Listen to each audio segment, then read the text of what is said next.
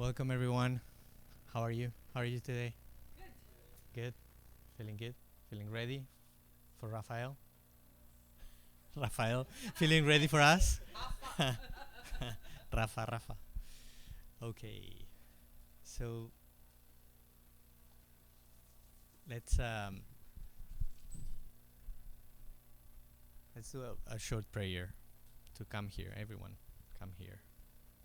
Even the ones who are late, they can come too.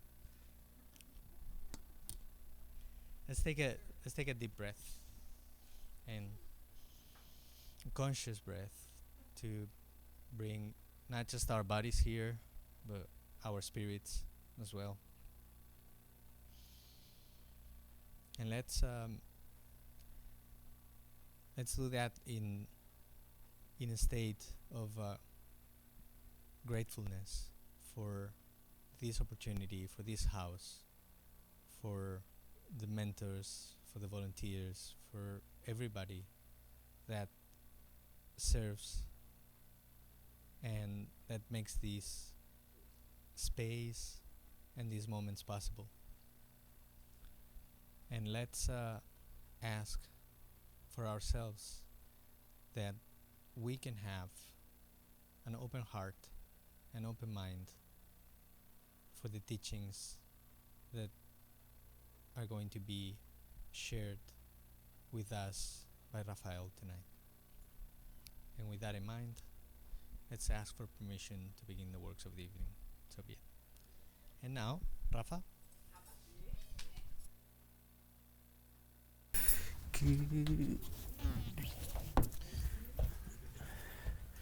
Good evening, everybody. Hello. Thank you all for coming. And I'll ask one thing, which is a problem that I have.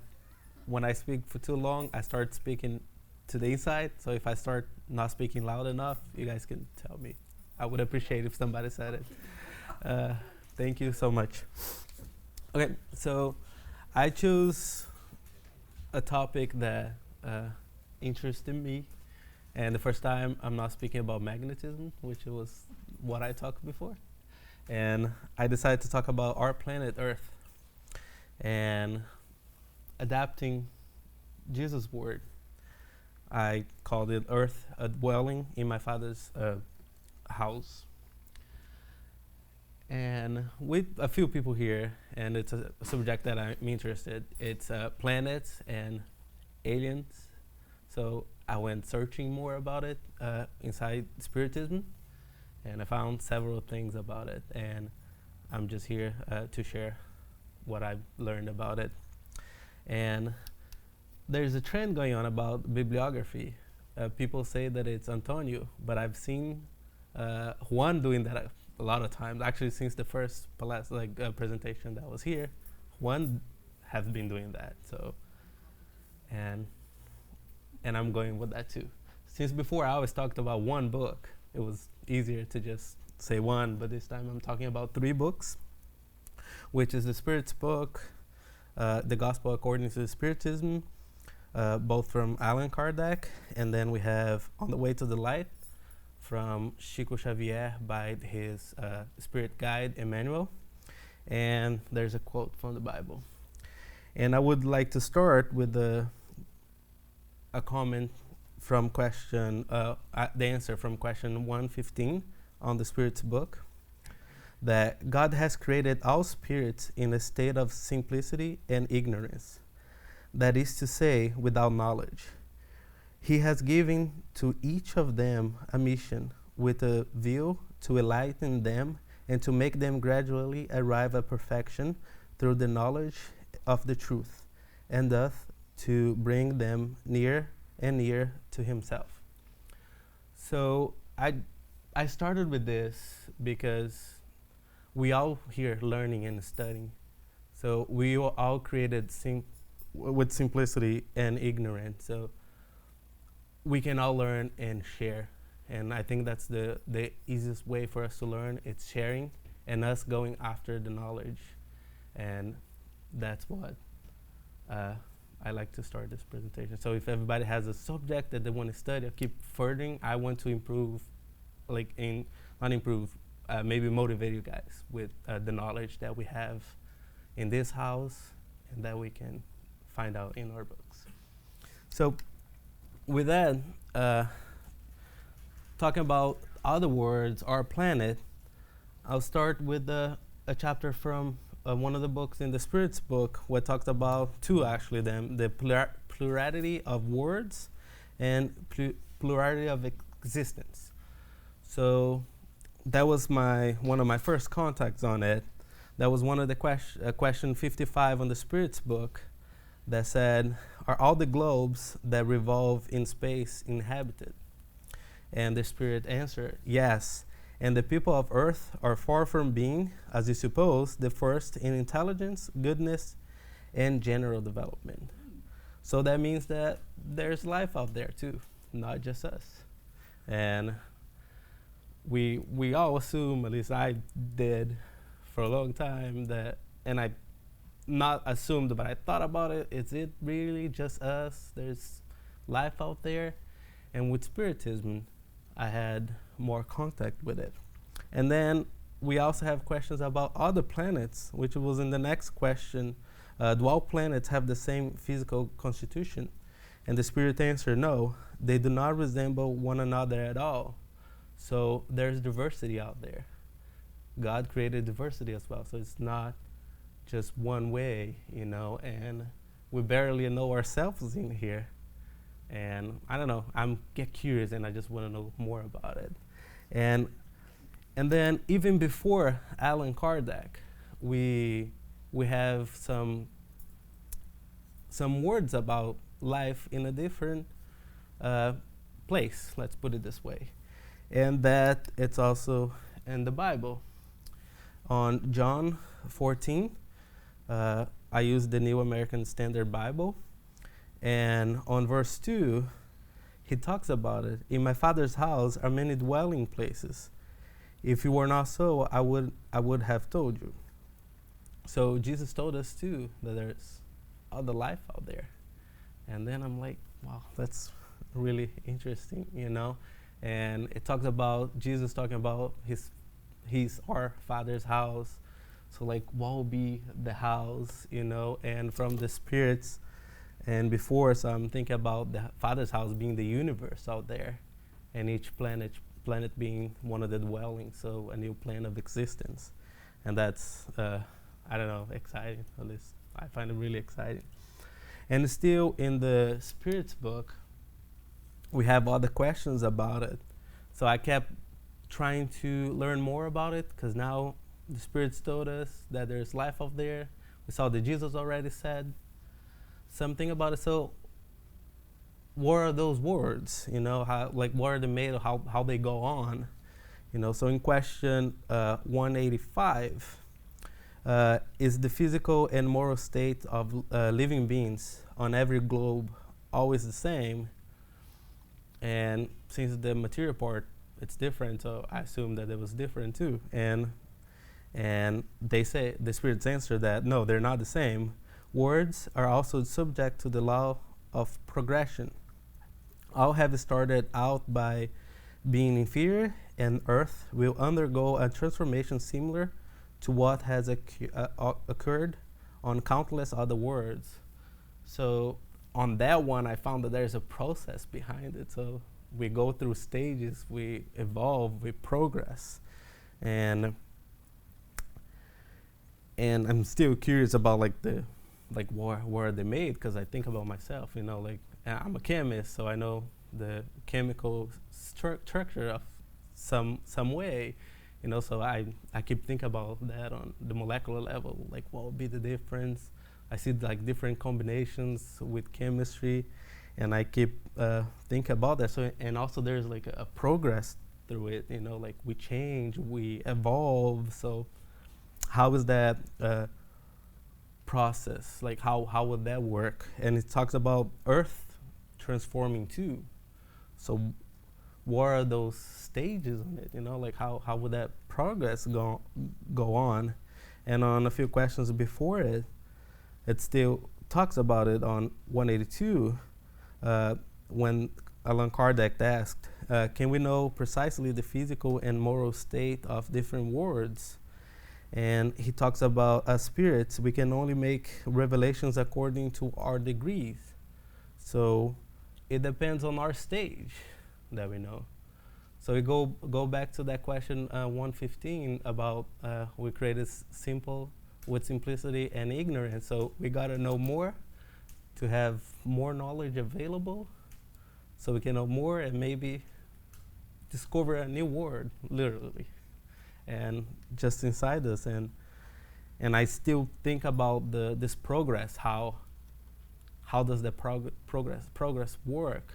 And still inside the Spirit's book, there's a chapter about law of projection, which Patricia probably gonna talk about it too. But I'll just have a few comments about it. So on question 778, could mankind retrograde towards the state of nature? So I was thinking about, if we go forward, we're gonna change. Can we go back? Because I hear on other religious or spiritual teachings that you can come back, depending on what you do, you come back in the next life as an animal, like a dog or a lion. And I even had my cousin say that she wants to come back next time as a lion, because they're powerful, they're sure about themselves. And so, what? Yes. So, and I find it funny not talking bad about the animals, because I think they're doing the work, but how about us? Like, what work, what are we here doing? And they answer that no, that mankind must progress unceasingly and cannot return to the state of infancy. So on that one, I was like, oh, nice. So I think we passed that infancy, and I see the word out there, like how other people still don't have their needs, the basic needs met, like with hunger, having a place to live, and we out of infancy. So I don't know, I thought that we would still an infancy stage because we're not doing that. But those are just comments, and I keep reading and studying more. And on question 779, Allan Kardec asked the spirits, does man contain in himself the force that impels him onward in the path of progress, or is his progress only the product of instruction? And the spirits gave us an answer that man is developed of himself naturally, but all men do not progress at the same rate nor in the same manner. So it depends on us what kind of work we're putting out there. We can stop. At least we don't go back. That's a good thing. That's a good start. But we gotta put the work ourselves to grow. And one of the things that I see, at least for the beginning, it's studying. And since I'm here studying Spiritism, I was always excited about learning new things, but I got to a lazy time in my life, and I've been regaining that strength back of studying and learning more, and I like to share it too. That's why I'm here. And the Spirit's book is telling me all of that I've, like, some of the stuff that I felt inside me, and I feel nice, like, to study and learn. And the next stage for me, it's the sharing and practicing. It's the one that I'm working a lot on it, but at least the sharing, it's easier for me to do right now. And maybe get somebody to study more with us, or me, or anybody too. And so there it talks about, we learned that there is a progress stages. So I was thinking about our planet as well, like what kind of stages are those? Based on the question on 778, I see that we cannot return to the stage of infancy. So we passed that. And what's the next stage? Where are we right now? How those stages are, each stage at which they are. And also on law of progress, actually no, I take it back, because I took that off from it, because it's on the next slide. So on the Gospel according to the Spiritism, there's a chapter, it's called The Different categories of inhabited worlds. And on one of the comments from the review, the summary from Allan Kardec, and he, or the spirit side, I think this one was St. Augustine, and it is not possible to make an absolute classification of the different words. And I find that interesting. So like we all mix there together. So I'm curious about it. Like they cannot say absolutely what they are, but they give us a description right after. And he also said that we can at least divide them in general terms by virtue of the state in which they are in and the destiny they bring with them, based on the most predominant features upon each planet in the following manner. So at least they gave us some clues about it. And they were the primitive words. Those are destined to receive the initial incarnation of the human soul. Then we have words of trials and expiations, where evil predominates. Regenerating words, where soul, who still have to make amends, may absorb new strength by resting from the fatigue of fighting. Blessed words, where goodness outweighs evil. Celestial or divine words, inhabited by purified spirits, where only goodness exists. And he tells us that earth belongs to the category of words of trials and expiations, which is why mankind lives encompassed by such misery. So, and then from that one, I assume that the infancy state, it's that primitive stage. And since I'm a science person, and then I study on biology, it makes sense on the evolution of like how evolution go, the progress of like RNA developing, creating new cells, all getting together, and then cells get together, form into a colony, and they separate the works by itself, and they form an organ and growing, and then they all get together, and they form us, and it makes sense. And seeing the beginning of the primitive word being the initial incarnation of the human souls. But when I thought about that, I'm thinking about, those are cells, so it's not really human, so it's probably not that what I was thinking. But it's still part of it. There are other books that talks about it, and I'm gonna mention a little bit about it. And then I went on reading about it, some descriptions about it, and I'll talk a list about the primitive words, the words of trials and expiations, and the regenerating words, because I think those are the closest to us because of that comment on the bottom that we belong to trials and expiations. So I'll just stay and focus on those three. And I found this time, I just took it out of the paragraphs, how they described each one of those words. And the primitive word, it's where we have barbaric nations like cavemen, and that's a check in the history of humanity that we had. So those are rudimentary creatures, and I think about the Neanderthals that they study, the science shows us, and I find it fascinates me that they tell the combined knowledge that our science already have with a way that entails like moral and intelligence, how we progress on both ways, and how they combine all those things to teach us how to progress in life. And it talks about our planet that way. And it talks about the instinct not softened by benevolence. So that goes back to that the first incarnation of the human soul. So if we're developing in the first point of intelligence, it's instinct, as we learn on other people that came here to present. So, but we still don't have the benevolence. So it explained, at least for me, all the hate that we had on each other, all the bad things that we do to each other, and how we did that for so long time, since it was in the primitive area. And it's rudimentary, barbaric nations, so that's what they did. we did, I guess.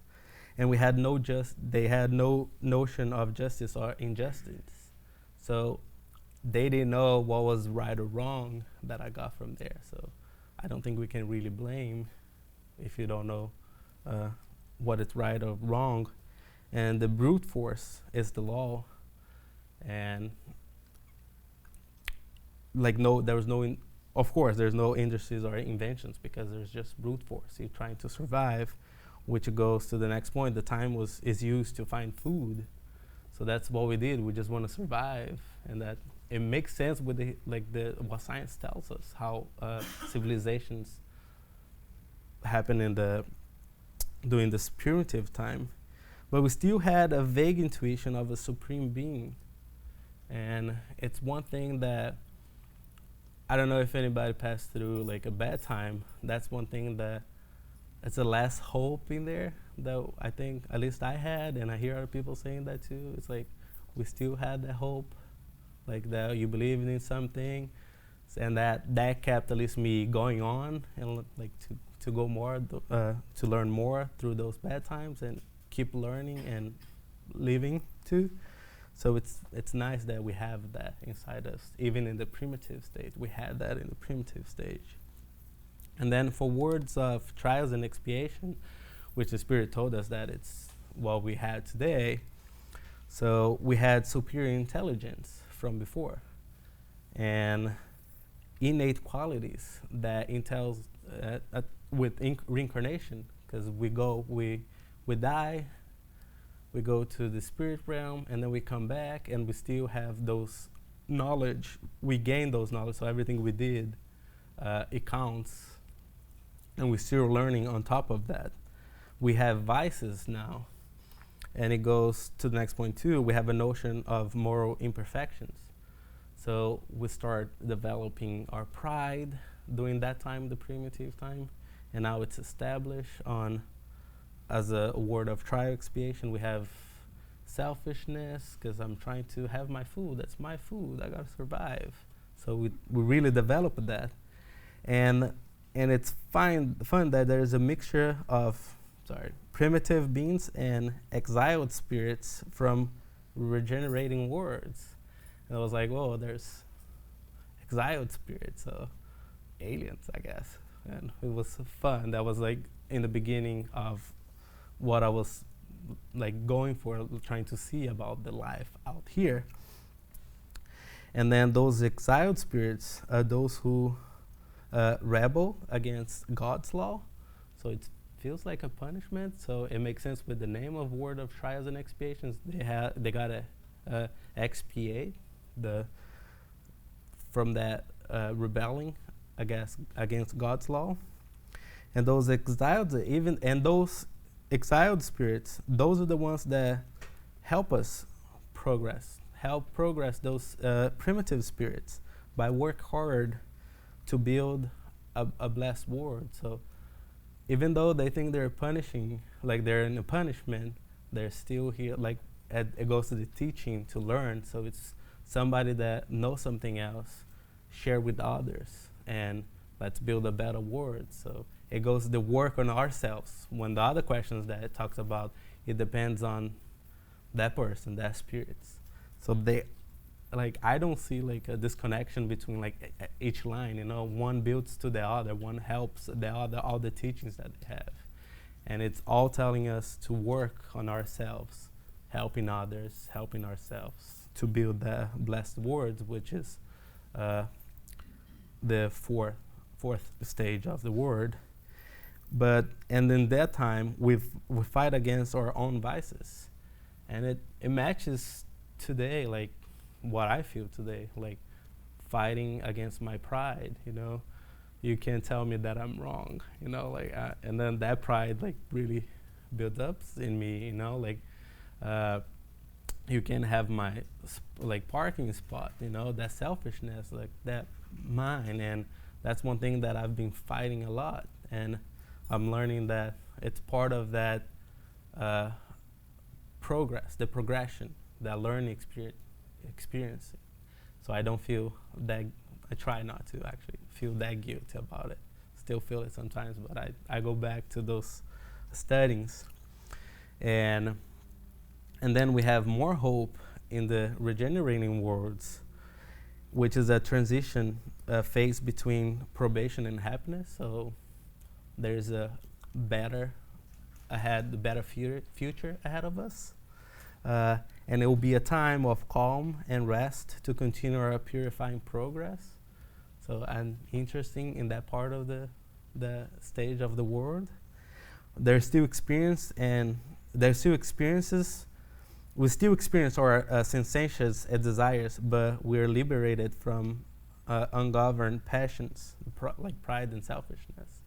So I see like a growing process, that law of progress. It's all in there, that we develop and we learn that helps the other, and we purified ourselves of those feelings that doesn't help or don't construct anything anymore. And there's a perfect equity. Perfect equity resides over all social relationships. So it's a thing that I think about that word, everybody having like food or a house to go through the night. We don't have to suffer that much the cold here, but we have the heat. Everybody has their basic needs met in there, and everyone recognizes God by fulfilling His laws. That's one thing that during a time that I was studying religion, especially Catholic. I was raised Catholic, and I didn't see all those teachings that they're teaching, that they're really doing, and I actually hated God. I didn't like Him because we're not practicing what it is. And I see in the next stage, we all recognize Him, and we work on fulfilling His laws. There's still some suffering in there on tasks, but without the expiations, we have to prove that we learn, but we don't suffer that much. Like without knowing, we have more knowledge about it. We know what's happening. We have more control over it, I guess. And we're less absorbed by material things, which is one thing that society's dealing with that today. Like we're getting less and less, trying to be less and less materialistic. And those that, including me, that are materialistic, we start suffering because it doesn't match the world that we're getting into. And evil is not completely lost. It's inspired. It doesn't govern the world, but it doesn't. If you don't, I guess, comply with those laws, you fall back to those other words. And from the next book that I was talking about was the On the Way to the Light. It talks a lot about it, that progression of the word, how we had that primitive stage, and how we're finishing that trials and expiation stage, and we're going to the regenerating stage. And I brought a few samples from that book, which it talks about the Capella system, which is a constellation system. And Emmanuel tells us on the zodiac charts that Earth astronomers pore over in their studies, one may observe a large star called the Goat or Capella in their constellation Auriga, the charioteer. I practiced that word. Is that right? Charioteer. I practiced. Yeah. How do you say it? Sorry. Charioteer. Based on the regular distance between Capella, based on the regular distance between Capella and our planet, its light takes about 42 years to reach Earth.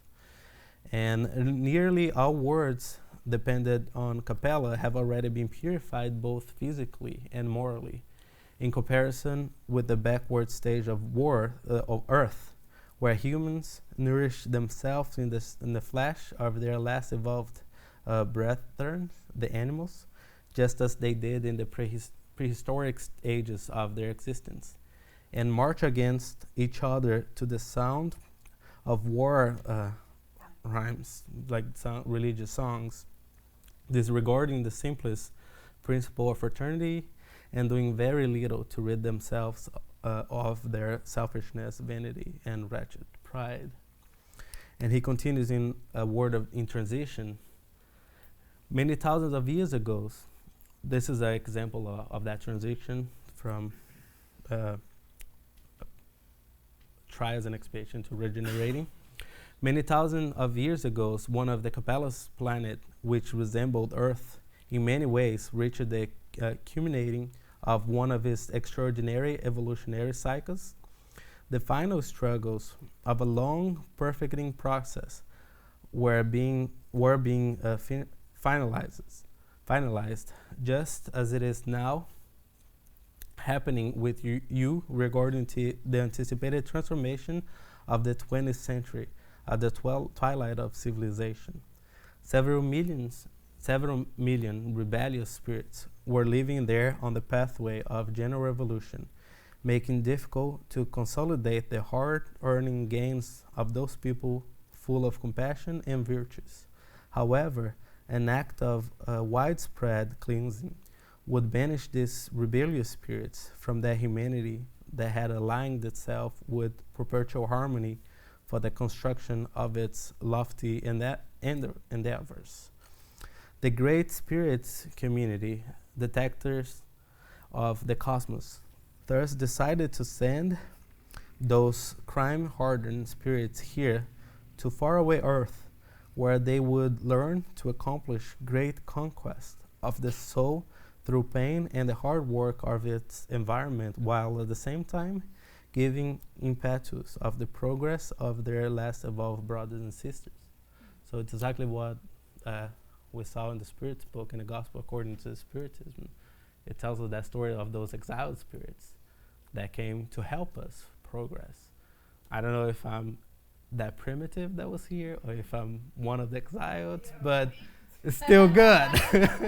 I'm here, so I gotta do something about it. Actually, you were the Egyptians because they all went back. You because they already went back to Yeah, but that's original. I had in the book. You got promoted or demoted. Yeah, so we all comply with God's laws, or we go to another planet that we gotta learn it all again. So imagine getting to that point that we're going from trials and expiations to regeneration, which I'll give you a hint. We already in that stage of regenerating, getting out of trials expiation to regenerating. We comply with those rules, or we're gonna get back to a first stage in the trials and expiation and learn through those many centuries again. Yep. And the next part, it talks about those exiled spirits on earth. So what they did in here and how they got here too a little bit. So thus it was that Jesus received that hoarder of suffering and unhappy beings into the light of his kingdom of love and justice. So if we're those exiled spirits, Jesus got us, received us, and accepts us here, and treats us with love and justice, teaching us how to be good. And Emmanuel continues, with his wise and compassionate word, he exhorted those unfortunate souls to strengthen their conscientiousness by fulfilling their duties of solidarity and love in the endeavor of self-regeneration. He showed them huge field of struggles that were developing on the earth, and he envelops them in the blessed aura of his unlimited mercy and charity. He blessed their sanctifying tears and enabled them to sense the sacred victories of the future, promising them the daily collaboration of and his endeavors to come. In spite to the fact that their hearts were hardened in the practice of evil, the ignorance of good, those troubled and afflicted beings who were leaving a whole world of loved ones behind were to be banished to the dark face of the earth. They would languish in the night of millennia of longing and sorrows they would reincarnate in the midst of ignorant and primitive races and would remember the paradise they had lost in far off skies. They would not see the gentle light of Capella again for many centuries, but would labor on earth, cherished by Jesus and comfort in his immense compassion. And Renato probably is going to be mad at me if I say this, but the name of this chapter, it's the Adamic races, and reminded me a lot of the story in the Bible of Adam and Eve, that they lost the paradise, and so they're kicked out of paradise, and makes me think about it. They talk about that too, that maybe, I guess, Adam and Eve were kicked out because they didn't follow Jesus' rules, God's rules of like compassion and working, and so they had to learn it by themselves going back. So that was interesting. And I found like all these readings that we did was like really inspiring, and I don't know, it motivated me to learn more and share that knowledge that I gained in there.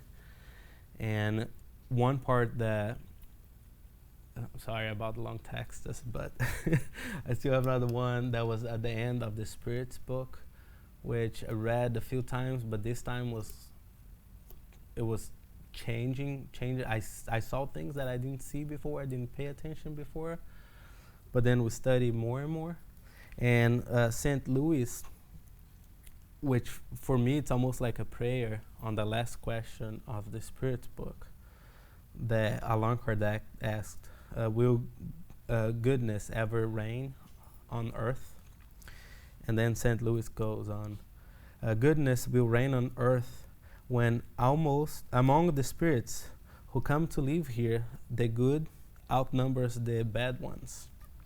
They will usher in the reign of love and justice, which is the source of goodness and happiness. Through moral progress and adhering to God's law, humanity will attract good spirits to earth and will keep the bad ones away. However, the latter will not definitely leave earth until its people are completely free of pride and selfishness. That part made me think about like all my acts a lot, and how I have the vices like of going back to bad habits, like unwork myself and change that to have that word of happiness that we have, that we get told about the future. And it keeps talking about the transformation of humanity was predicted, and you are now approaching the time when it's destined to take place. Progress will happen when higher spirits incarnate and create a new generation on earth. The weakened spirits who died each day and all who try to halt advancement are excluded and forced to incarnate somewhere other than earth. They would be out of place among the honorable members of the human race whose happiness is impaired by their presence. They will go to new, less advanced worlds where they will carry out difficult missions. And it got me reflecting about the world today, like how we see, especially younger generation, even younger generation than how they're more conscious about the animals, way more conscious than I am about it, how conscious about other living beings. And how that transformation seems to be really happen, and that this was in the 1800s that this book was wrote, and how that it's happening. For me, it's happening right now on earth. How we see more people caring about others, how they care about growing themselves, getting rid of that pride. And I see here, like, there's more and more people coming on Wednesdays, and the other days too for studying. So for me, those things are proof that we're going to that stage of regenerating. And I'll go to the end of it, which I found was everything was good actually. But I'll jump to the end of the last paragraph. All of you, people of faith and goodwill, must enthusiastically and courageously devote yourselves to the noble work of regeneration. You will in turn reap 100-fold for every seed you sow. Woe to those who can close their eyes against the light, because they will sentence themselves to centuries of darkness and sorrow. Woe to those who focus their happiness on the things in this world, because they will suffer hardship that far exceeds their present joys. And above all, woe to the selfish, because they will find no one to help them bear the burden of their miseries. And for me, that was like really warning to be more good, pay attention to my feelings, the other feelings, really treat others as wanted myself to be treated, and I just wanted to share the little bit that I learned with y'all tonight, and thank you so much.